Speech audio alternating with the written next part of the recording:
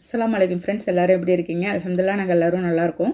நீங்களும் நல்லா இருப்பீங்கன்னு நினைக்கிறேன். நான் இன்றைக்கி வீடியோவில் என்ன செய்ய போகிறேன் அப்படின்னாக்கா பொட்டுக்கடலை சாம்பார் தாங்க செய்ய போகிறேன். இது இட்லி தோசைக்கெல்லாம் செம்ம சூப்பரான காம்பினேஷனாக இருக்குங்க.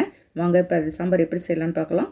வீடியோக்குள்ளே போகிறதுக்கு முன்னே அப்படியே நம்ம சேனல் மும்தாஜ் கிச்சனை சப்ஸ்கிரைப் பண்ணிவிட்டு அப்படியே பக்கம் இருக்க பெல் ஐக்கானை கிளிக் பண்ணிவிடுங்க. அப்போ தான் நான் போடுற வீடியோ உங்களுக்கு உடனே வந்து சேரும் ஃப்ரெண்ட்ஸ்.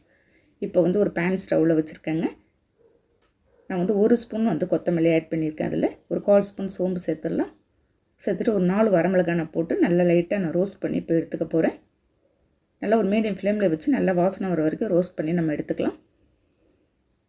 பாருங்கள், லைட்டாக ரோஸ்ட் பண்ணால் போதும், உங்களுக்கு நல்லா பட்டுப்படும் வாசனை வருங்க. பாருங்கள், ஒரு பிளேட்டில் கொட்டி நான் ட்ரான்ஸ்ஃபர் பண்ணிடுறேன். நெக்ஸ்ட்டு அதே பேனில் கொஞ்சமாக எண்ணெய் ஊற்றிருக்கேன். ஒரு 1/4 ஸ்பூன் வெந்தயம் போட்டுடலாங்க. கடுகுளுத்த பருப்பு ஒரு 1/2 ஸ்பூன் போட்டுடுறேன். இது நல்லா பொரிஞ்சதும் கருவேப்பிலை கொஞ்சம் ஆட் பண்ணிடலாம். பாருங்கள், நல்லா வெந்தயம் வாசனை வந்த உடனே 1 கப்பு நான் வெங்காயம் நைஸாக அரிஞ்சு வச்சுருக்காங்க, அதை சேர்த்துட்றேன். சேர்த்துட்டு ஒரு பச்சை மிளகாய் கீரி போட்டுடலாம். ஒரு 2 தக்காளி நல்ல பழமான தக்காளியாக நைஸாக அரிஞ்சு வச்சுருக்கேன். போட்டு எல்லாத்தையும் நல்லா அந்த எண்ணெயில் வதக்கிடலாங்க. உங்களுக்கு வெங்காயம் தக்காளி எல்லாம் நல்லா வதங்கணும். பாருங்கள், இந்த மாதிரி நல்லா வதங்கணும். உங்களுக்கு நல்லா வதங்கினதும் இதில் வந்து சாம்பார் தூள் வந்து 1 ஸ்பூன் போட்டுக்கிறேங்க. 1/4 ஸ்பூன் மஞ்சள் ஆட் பண்ணிடுறேன். ஆட் பண்ணிவிட்டு திரும்ப அந்த மிளகாய் வாசனை போகிற வரைக்கும் நல்லா நான் வதக்கிறேன் இன்னும் டைமு. பாருங்கள், இந்த மாதிரி கைவிடாது நல்லா வதக்கிட்டு இருக்கணும். நெக்ஸ்ட்டு வந்து ஒரு 2 டம்ளர் இருக்குங்க நான் தண்ணி அதோடு ஆட் பண்ணியிருக்கேன். இப்போ ஆட் பண்ணி நல்லா கலந்து விட்டு ஒரு கல்லுப்பு கொஞ்சமாக நம்ம அதுக்கு தகுந்த மாதிரி போட்டுக்கலாம். போட்டு நான் மூடி வச்சுட்டு போகிறேங்க. இது ஒரு 10 நிமிஷம் அப்படியே கொதிச்சுட்ருக்கட்டும். அதுக்குள்ளே இதுக்கு தேவையான நான் பொடி வந்து இப்போ ரெடி பண்ண போகிறேங்க. ஒரு மிக்ஸி ஜாரில் 2 ஸ்பூன் நான் வந்து பொட்டுக்கடலை ஆட் பண்ணிடுறேன்.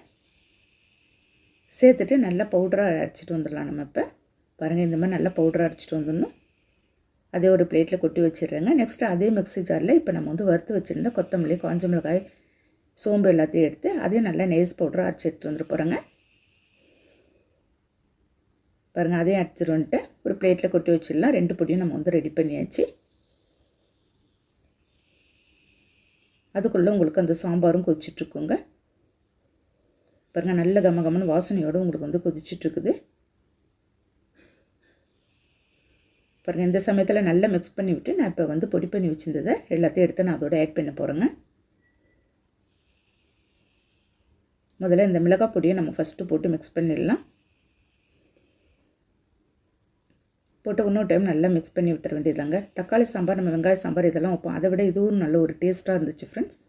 ஒரு டிஃப்ரெண்ட் டேஸ்ட்லேயும் இருந்துச்சு, நல்லாவும் இருந்துச்சு. உங்களுக்கு சாஃப்டான இட்லி தோசையோடு சாப்பிடும்போது மிளகாய் பொடியை போட்டு நல்லா மிக்ஸ் பண்ணி விட்டுட்டு திரும்ப பொடி பண்ணி வச்சுருந்து பொட்டுக்கடலை தூளையும் நம்ம போட்டு இன்னொரு டைம் நான் மிக்ஸ் பண்ணுறேன்.